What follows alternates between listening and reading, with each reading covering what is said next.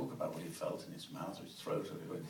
It was more to do with how he dealt with the terror, about how it dominated every day of his life. How he wouldn't order the fish in the restaurant because if he was afraid of F, he would order the beef even if he didn't like beef. And that, his whole life was like that.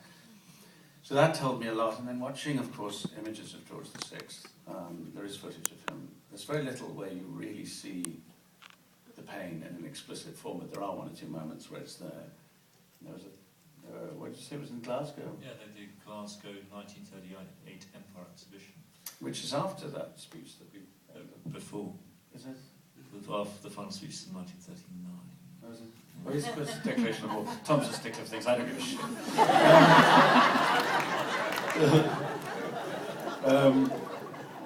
So it's long before. And you see a moment where it's not so much what's happening in his jaw or his neck, and you do see that. It's actually something. There's a whole sort of three-act play going on, as far as I mean, you really see a whole narrative going on when he's in mid-flow, and then he hits that barrier. And I watched this over and over again, not to imitate it, but just to sort of try to get a grip on, get some grasp of what was going on in his mind. And according to what I read, if you really, really slowed it down in time, I would say it's as if you get the initial dismay of realizing that here is one of those words. It happened to be a W. It was the word when, and it just wasn't going to come. And you see him just have another go, and he's still not going to come.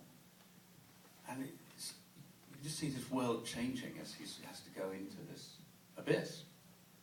And he's standing in a stadium, and I don't know how many people are listening to him at the time.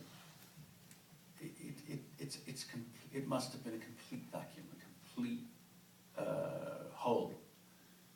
And you see him actually just abandon the effort and just collect himself. His eyes close, and you see him go into whatever enormous battle he's going through there in public, and that's when you see everything working.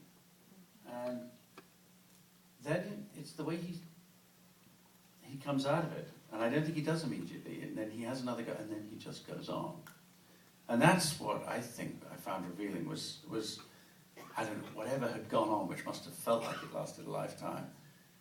It's just the way he goes on. It's that, that wonderful, the way that Beckett's Unnameable ends. The last line is, I can't...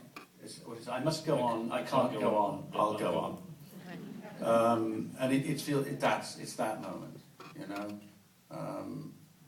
I have to do this. This is my duty, but I absolutely can't. But you just do. And I think that's very defining of him, really. This sort of very humble sense of duty that I think that he observed. And how did